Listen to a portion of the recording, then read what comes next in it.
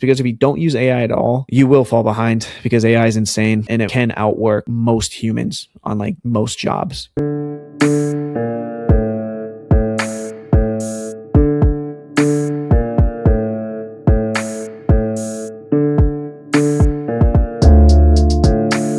Welcome back to the Beyond the Build podcast. And I'm your host, Wendell Butler, and this is episode number 5. We're already at number 5. Trying to do these weekly, trying to rack them up.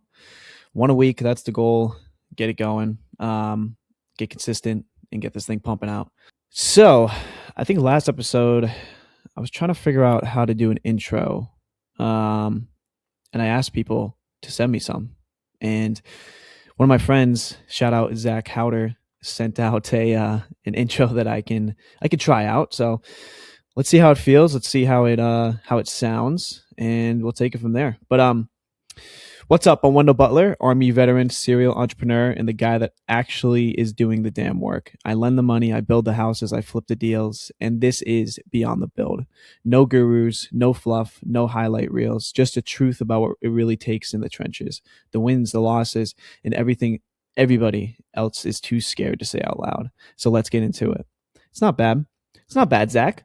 All right, not bad. Maybe I'll use it. Maybe I won't. Maybe I'll tweak it. We'll see. But what I wanted to talk about today, hopping on here, is I get asked a lot of questions about how I structure my virtual assistant employees and how do I incorporate like AI into my business. Because everybody's always talking about AI this, AI that. If you're not in AI, you're going to fall behind, which is true. But I honestly think that you can overdo AI. You could do too much AI to the point that you're only focusing on building AI and you're actually never actually moving the needle, right? So I think there's a healthy balance between it. And I think AI should be implemented within your business. I just don't think that you have to overdo it or have AI do everything in your business. There's a few things that you have to always have a touch point on. And that's like with relationships, that's with, sales calls, that's with investor calls, that's any closing conversations, any like we have a problem, like when you have an actual problem that you have to solve, like you're going to be the front runner to fix that problem. You're not just going to have AI do it. And then like personal brand stuff, right? So like stuff like this, like podcasts and things like that, you can't just have like AI do it or even advertising, right? I see a lot of these AI advertising videos and they're just cringe. And like you even see the comments, people hate it, right? There's too much AI getting pumped out, and it's kind of like the .com era where I think it's going to just be an explosion of AI. It's going to continue to just keep growing. Everybody's going to do it. Everybody's going to try to do AI this, AI that, and then only like the best will survive, and then we'll utilize those. So I just wanted to touch on how I utilize it in my business versus what you think that you might have to do with it. And, you might be overthinking AI and overthinking, what you should use it for, right? So first off, I always go humans first, right? So if you want to implement something to your business, I always say hire a VA first. One is because the human element of being able to teach them and have that human touch with conversations with them, and also have them reaching out to like your clients or have them talking to other employees, other business partners, things like that. It's just different from AI. People get sick of AI. People, when you call the bank and it says, it's an AI and it's like customer service, like the first thing people say is, can I speak to a representative? Like they always want to talk to a human. So I always say, try to hire a VA first. You can implement AI by using it as like leverage to help you form business plans or brainstorm or even form like apps that you can use in your business. Like in the beginning, like you shouldn't try to push out AI for everything. So what I did when I started my business was I looked at, obviously when you first start as an entrepreneur, you're wearing all the hats. You're doing the marketing, you're doing the sales, you're doing the admin work, you're doing the bookkeeping, you're doing literally everything, right? So I always looked at it like, what is the heaviest thing that I'm doing that's taking up the most of my time? And what can I hire out at the point of where I'm at? Like I have money available now to be able to allocate to buying back my time. Shout out to the book Buy Back Your Time by Dan Martell. You should read that. It kind of hits on this stuff. But you want to always look at like what's the heaviest for you and what is taking up the most of your time that is not moving the needle for, the the money moves. Like it's preventing you from making the big dollar decisions, right? So when I first got started, the first thing that I hired was a bookkeeper. Was one of the first ones, because handling your own books can be, it's a lot, especially in real estate, in my real estate business, right? And even in my hard money lending business, bookkeeping is just something that is not worth your time. And there's people that specialize in it, and it's not really that expensive. Like my VA that I hired, it's like $100 to $200 a month per business, right? And that's, if you look over the year, that's like $1,200 a year, and that's well worth it, because I used to spend 4 hours a week just making sure that my books are balanced and correct. Right now, I don't spend any time really. The bookkeeper will reach out to me for some questions and I'll answer them, but it's maybe like 5 minutes a week. So that's why I first started, and then I went to other things that like I dislike doing. One is like social media. I hated editing content. I hated putting together content to post. I just don't enjoy doing that, but I know that I need to do that to get my name out there and increase my brand. So I hired a social media VA, and they only work part-time. And I mean, VAs, you can pay a lot of VAs like $5 an hour, right? $5, $6, $7 an hour, sometimes a little bit more if you want like really good experience, or depending on the job type, right?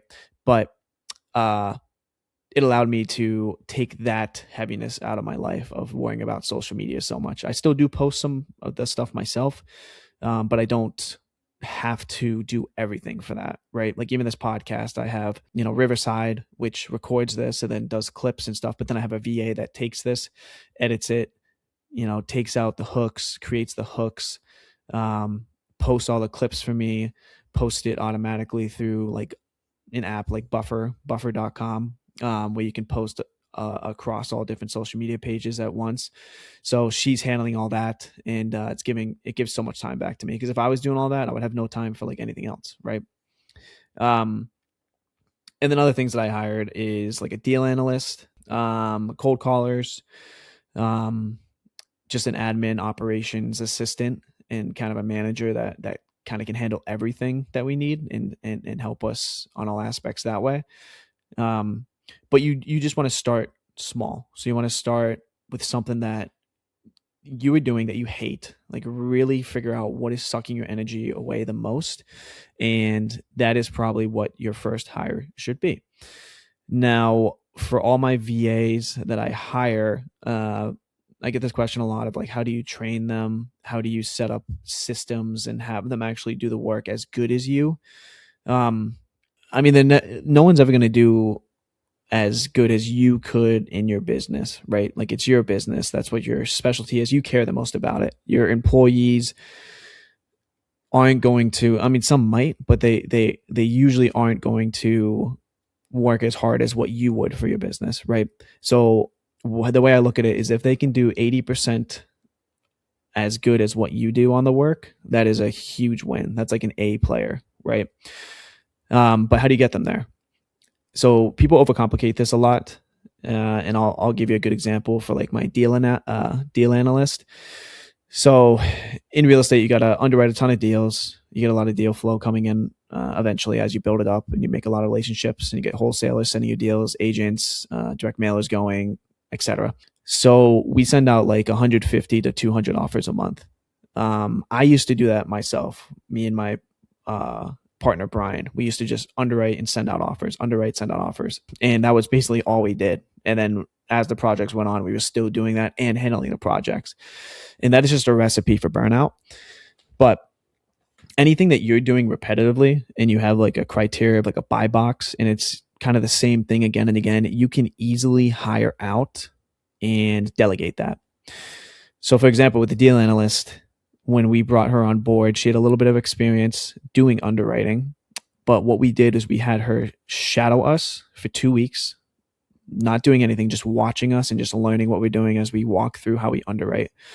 We taught her about a buy box. We taught her about what we look for. We taught her about the underwriting tools that we have and gave them to her. And we even had her enhance them. We said, enhance these like the way that you want them and create your own system. And after 2 weeks of her doing that, we then allowed her to start doing it herself slowly, right? Now, in parallel to that, we also created a standard operating procedure for her.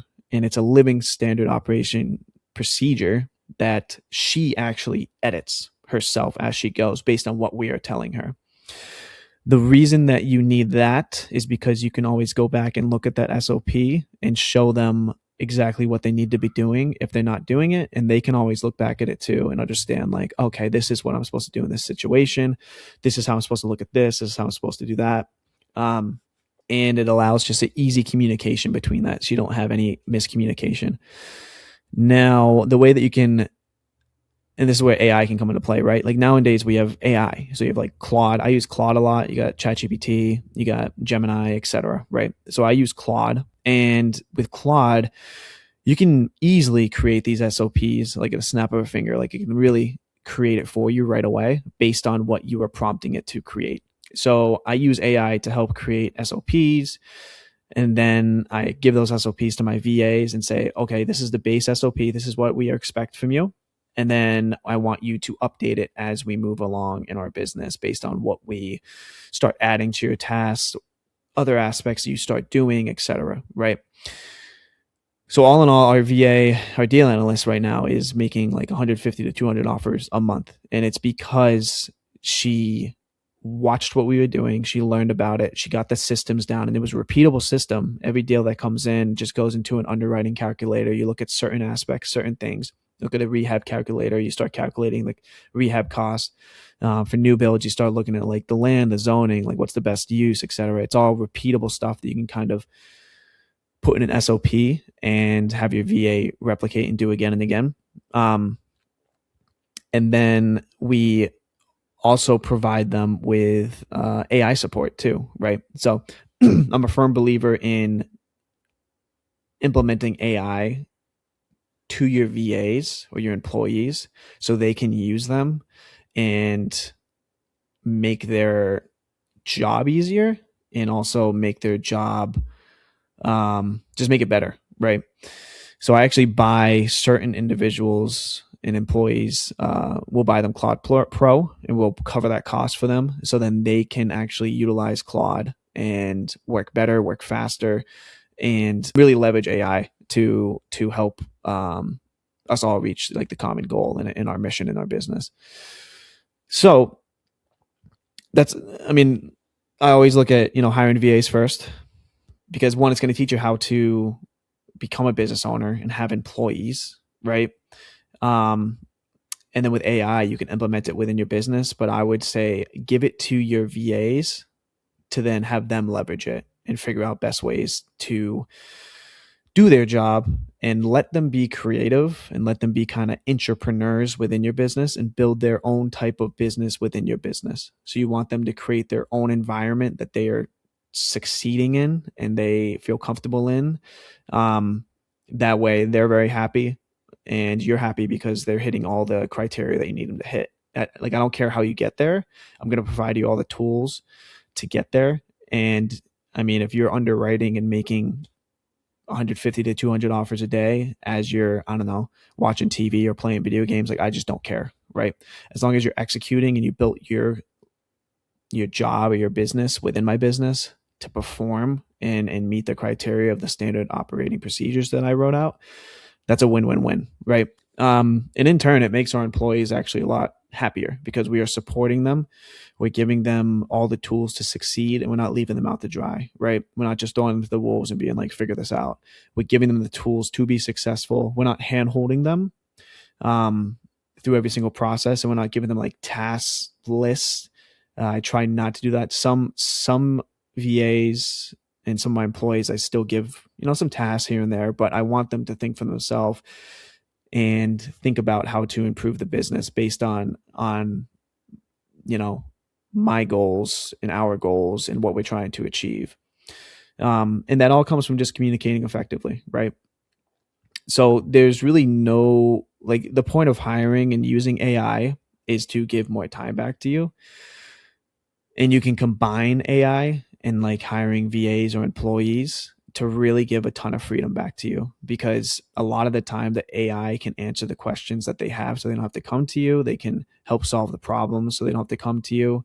Um, and then the only problems that they bring to you are like really intense problems that you have to actually help figure out. So yeah, so that's really important. And again, to hit on that, like the human touch and the human element of stuff, I think if you over install AI into your business, you start getting rid of the human touch of your business. And I think one of the downfalls of a lot of businesses nowadays, and I think in the future, is they're going to over implement AI to the point that there's no more human interaction. It's just a business ran by AI, which sounds really cool, because then you're like an AI business owner and you're not doing anything and your AI is just doing it all. But I am a firm believer that that will not work, because you, as a human, you always want human interaction. You want to speak to a human. You want the humans to solve problems. AI can help you to a point, but you always need that human touch of everything, especially in sales, right? Like, I'm never going to have AI being talk to people about investing with me. That just doesn't make sense. It's a relationship based sale or raise that you have to do as a person, right? Um, Same with like closings, when you're trying to close a deal, right? And you're talking to like a seller, or you're negotiating with a wholesaler or a realtor, or negotiating to sell your product to somebody, whatever. Like, the best way to do it is that human to human interaction. Now, I'm not saying you can't use AI for like the first point of contact, or use it for like cold calling, or use it for like inbound calls to qualify people. But there needs to be a handoff from that to a human. And I firmly believe that if you don't do that and you just keep it all AI, like, and you funnel everything, and then AI handles everything, and AI does this, AI does that, sounds really cool, but I really don't think that it is sustainable. And I think there will be a lot of pushback in the future. And I think there already is. Like, people are starting to get sick of AI.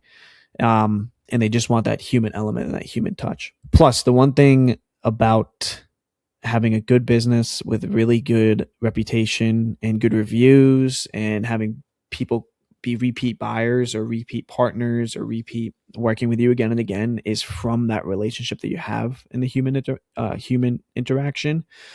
Because honestly, it's all about how you make someone feel at the end of the day, right? So if you're talking to somebody and you're making them feel good, making them feel happy and like safe, and they trust you and everything, that is going to put you farther ahead in your business, compared to if AI is handling all the calls, and then they're not going to trust, AI or like a robot. Like, I don't see that happening, right?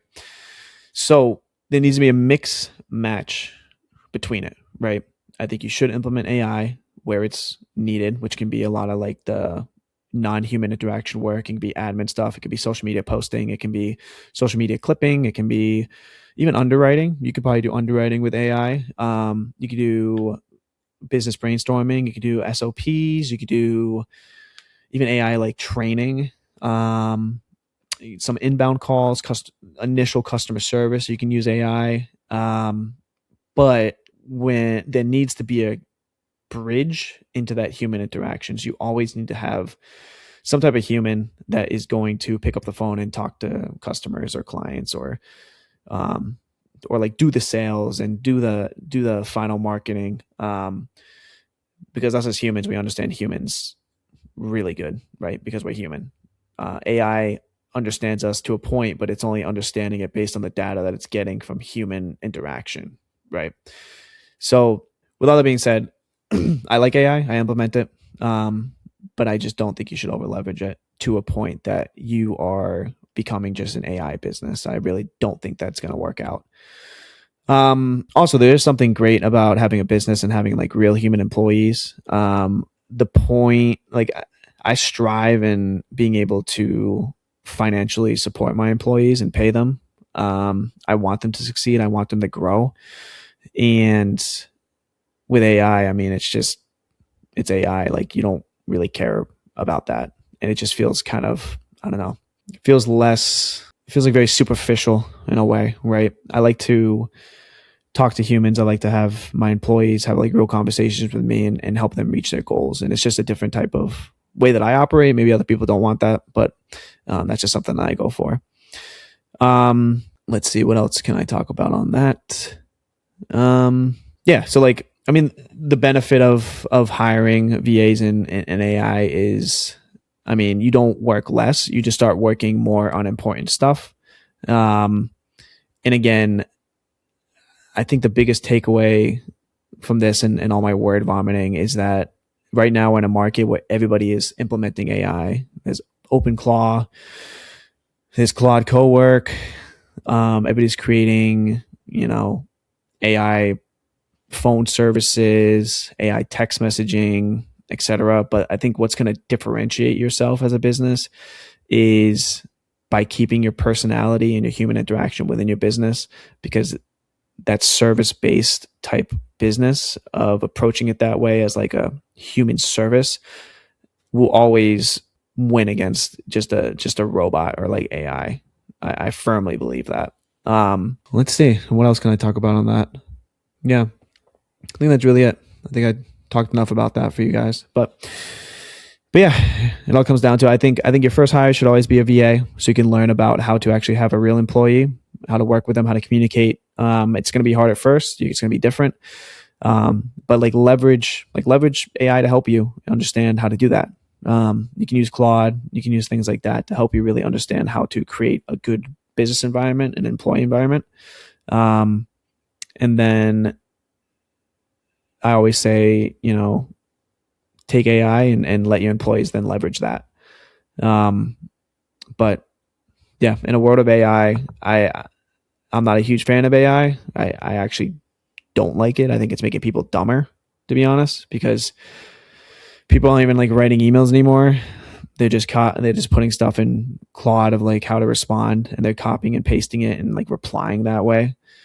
Like they're not even thinking anymore. It's honestly insane. So like, I think if you can keep on thinking and not overusing AI, you're going to set yourself up for success in the future. But know how to use it and leverage it correctly to help stay in the game and accelerate your business. Because if you don't use AI at all, you will fall behind, because AI is insane, and it can outwork most humans on like most jobs.